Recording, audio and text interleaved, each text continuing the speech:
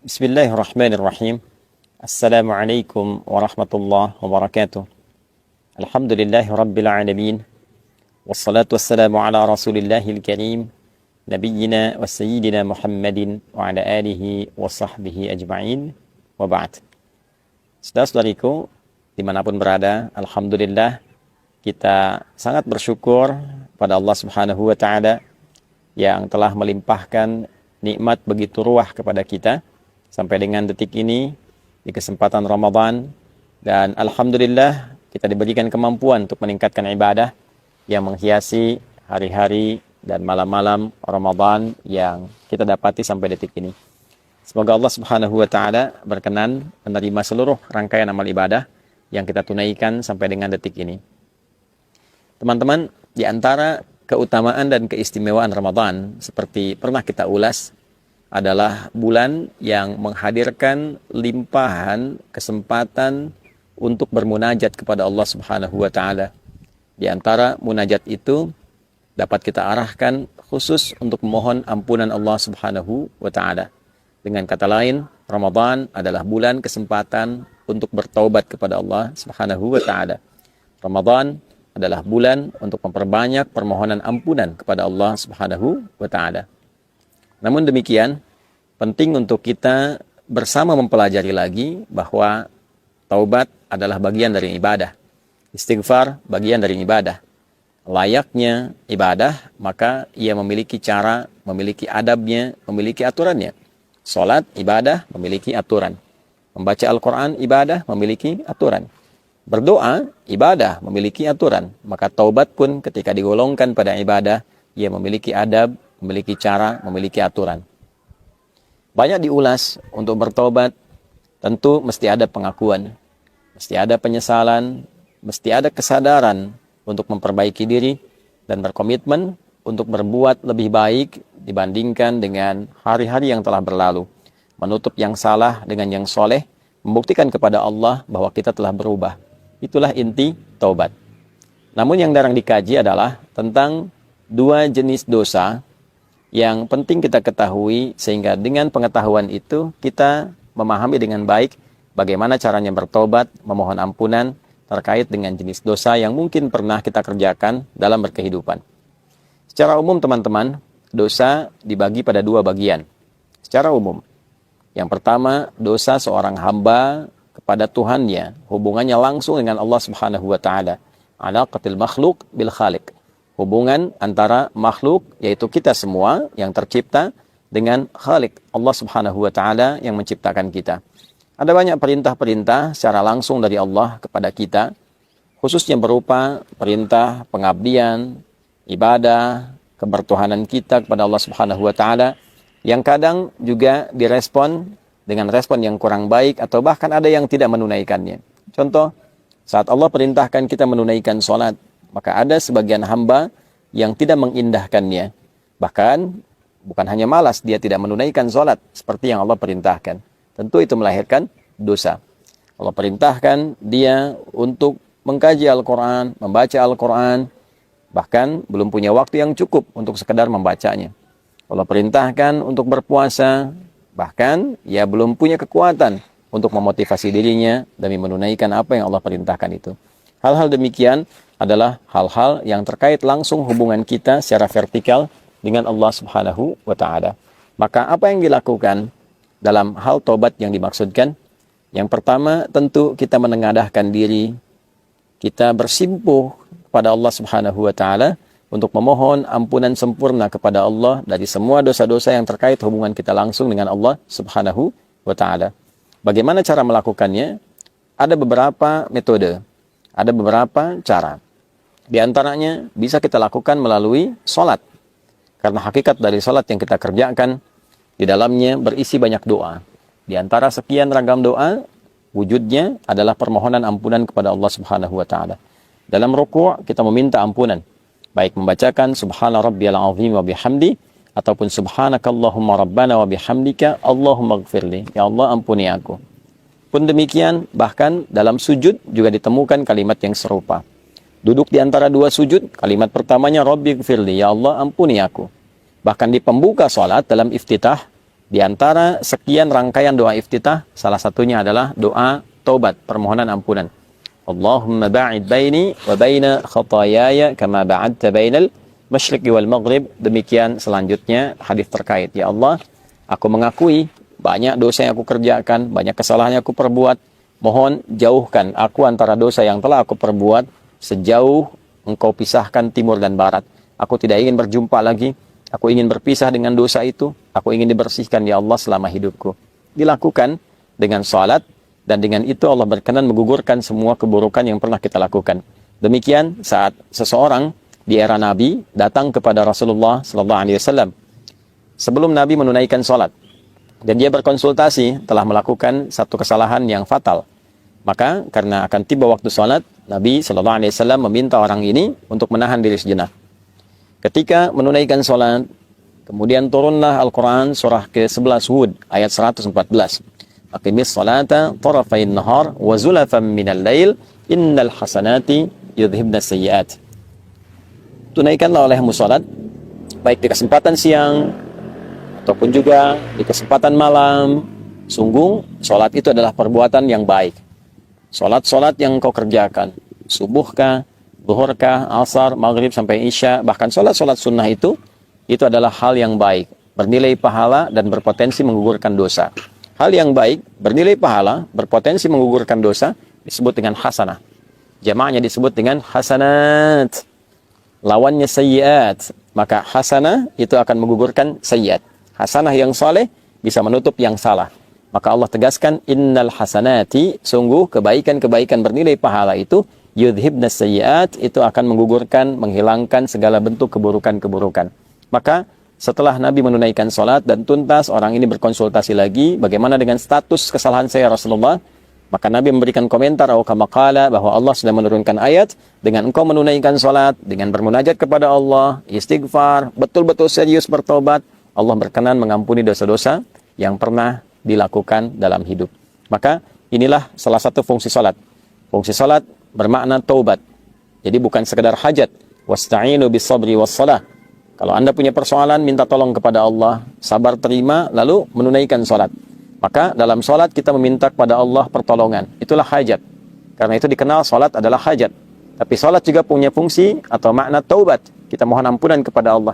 Dalam ruku taubat, dalam sujud taubat, perbanyak, perlama dalam sujud itu, dan mohonkan ampunan Allah, ingat-ingat kesalahan apa yang kita perbuat. Setelah itu, kita minta kebaikan-kebaikan, kita berdoa dengan cara yang benar dan cara yang baik. Skema di luar sholat bisa dilakukan dengan bermunajat, mengangkat tangan, menyatukan kedua tangan, mempertemukan dua garis, mensejajarkan dengan dada, memohon kepada Allah, dan cari doa-doa spesifik sesuai dengan kesalahan yang mungkin kita pernah perbuat. Bila ada yang pernah bertindak yang fatal, sampai dosa, mohon maaf, menghilangkan misalnya nyawa orang lain, ada zikirnya ditemukan dalam Al-Quran. Rabbi inni zalamtu nafsi. Ya Allah, aku telah berbuat salah pada diriku sendiri. Faghfirli, maka mohon ampuni aku ya Allah. Aku menyadari aku salah, tapi aku juga memahami Engkau Maha Pengampun atas semua kesalahan yang pernah diperbuat oleh hambamu. Maka Allah menjawab, faghfaralah.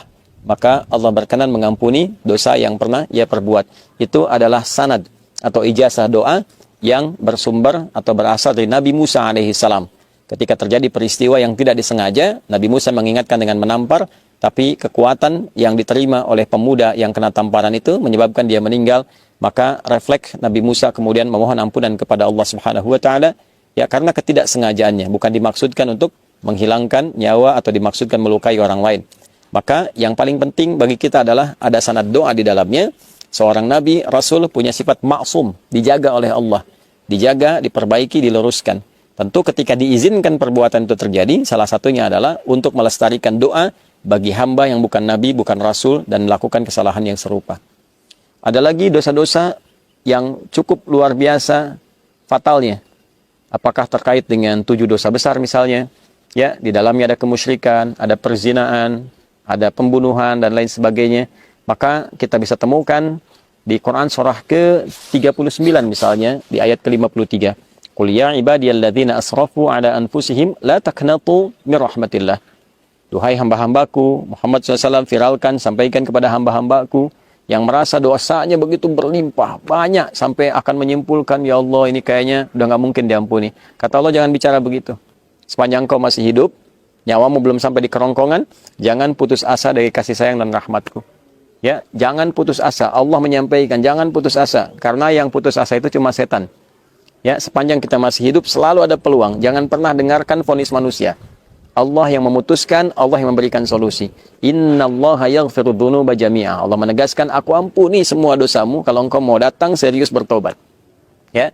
Dan ada juga zikir umum yang digambarkan dari beragam kesalahan, apa yang pernah kita perbuat, khususnya terkait dengan pelanggaran terhadap perintah Allah Subhanahu wa taala. Misal, pelanggaran-pelanggaran umum yang tadi disampaikan atau aspek lainnya. Maka zikir Nabi Adam bisa kita gunakan, yang dilestarikan oleh Nabi Muhammad, diajarkan pada kita.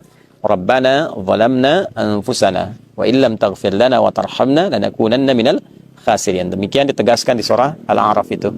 Itu diantara sekian yang bisa kita uraikan, bisa kita bacakan, guna setidaknya harapan untuk menghilangkan dan juga menghapuskan kesalahan yang kita perbuat dengan seizin Allah Subhanahu wa taala. Namun demikian, ada dosa-dosa pula yang terkait dengan sifat adamiyah, hablu minan nas. Al-bu'dal insanil ijtimai, aspek sosial. Ya, dengan teman, pernah menfitnah, pernah bikin hoax, ya, utang yang belum dibayar, ya tidak melahirkan dosa. Tapi ketika kadang-kadang berutang mudah, membayar utang tidak mudah, ya. Nah, seringkali ada provokasi dari setan dan itu diambil, justru terbalik. Alih-alih memberikan kemudahan kepada pemberi utang untuk membayar walau dengan mencicil. Nah, ini kadang-kadang muncul setan memprovokasi, malah membicarakan pemberi utang sendiri, atau menyebarkan kekurangannya, atau bahkan bersikap hal yang tidak baik. Ya, dia telah memberikan dengan sangat mudah, tapi ketika diminta justru yang keluar misalnya kata-kata kasar, ya, tidak dibayarkan, dalam saat yang sama justru menyebarkan aib atau membuat informasi yang salah, yang keliru, sehingga dengan tujuan ingin menutupi kesalahan yang telah diperbuat. Ini sifat dosa adami, ya, dosa yang terkait dengan sifat kemanusiaan secara sosial. Artinya fitnah, artinya hoax, artinya sifat mencela, merendahkan orang lain. Maka cara tobatnya tidak hanya dicukupkan dengan minta ampun kepada Allah, tapi diharuskan meminta maaf kepada orang yang terzalimi. Ya, jika orang itu mengabaikan, maka ditutup hubungan kita dengan dia. Yang dimaksudkan begini, semisal ada orang mencela kita, lantas kita mengabaikan itu, kita biarkan, kita abaikan, ya, kita mintakan kepada Allah solusi kebaikan, saya tidak ingin menanggapi.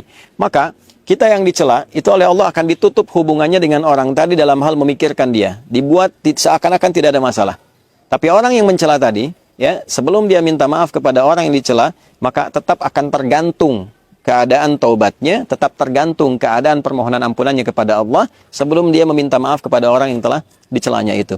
Nah, karena itu di bulan Ramadan, bulan baik, bulan permohonan ampunan, bulan taubat, kita mesti memahami skema ini. Tidak cukup dengan kita mengatakan, ya Allah ampuni saya, pada bagian yang kedua ini lantas selesai. Hubungan dia dengan Allah selesai, tapi dengan orang itu belum selesai. Ya, bagaimana faktor belum selesainya? Di hadits Muslim, riwayat sahabat Abu Hurairah radhiyallahu taala anhu, bila ini tidak diselesaikan di dunia, maka di akhirat bisa terjebak pada potensi kebangkrutan yang disebut dengan muflis, orang yang bangkrut, karena pahala dia ditransferkan kepada orang yang pernah dizaliminya. Tu'khadhu hadza min hasanati wa hadza min hasanatihi. Dia berbuat salat, lantas dia mencela orang lain, maka pahala salatnya diberikan kepada orang yang dicela itu. Demikian selanjutnya, sampai tiba ada yang fa in faniyat hasanatu, habis modal kebaikannya, tersisa keburukannya. Misal, pahala salat habis, baca Quran habis, tersisa pahala bikin hoax, ya, tentang orang lain. Maka dosa orang yang dihoaxkan itu dibicarakan, diturunkan martabatnya, diambil dosanya, ditimpakan kepada pembuat hoax itu. Faturiha finnar, maka dicucilah dulu dia di neraka dari keburukan-keburukan yang pernah ia kerjakan itu. Maka dari itu teman-teman sekalian, penting bagi kita untuk saling memaafkan, untuk juga memotivasi diri mau meminta maaf. Untuk memaafkan itu sesuatu yang rasanya tidak terlampau sulit. Namun untuk meminta maaf, hal itulah yang kadang-kadang jarang disadari pentingnya untuk dilakukan, karena banyak hambatan yang setan hadirkan dan tidak menginginkan hamba kembali menjadi baik. Untuk itu, saya ingin mengingatkan pada diri pribadi dengan menyampaikan sebesar-besarnya. Yang pertama, mohon ampun pada Allah Subhanahu wa taala. Yang kedua, meminta maaf pada teman-teman semua dimanapun berada, yang boleh jadi dalam setiap tindakan, perilaku, tutur kata berpotensi menyakiti, melukai, atau juga menghadirkan hal yang kurang berkesan dan berkenan. Mohon dimaafkan, mohon sebesar-besarnya diberikan pengertian, dan semoga Allah Subhanahu wa taala mengampuni dosa-dosa kita semuanya. Allahumma taqabbal minna innaka antas sami'ul alim wa tub 'alaina innaka antat tawwabur rahim. Tubna ilaika ya arhamar rahimin taubatan nasuha waghfir lana dhunubana wa kaffir 'anna sayyi'atina wa tawaffana ma'al abrar. Wa sallallahu ala sayyidina Muhammad wa ala alihi wa sahbihi ajma'in. Wa akhiru da'wana alhamdulillahi rabbil alamin. Adi Hidayat, Rabiati Khairatun Hisan dari Mira. Assalamualaikum warahmatullahi wabarakatuh.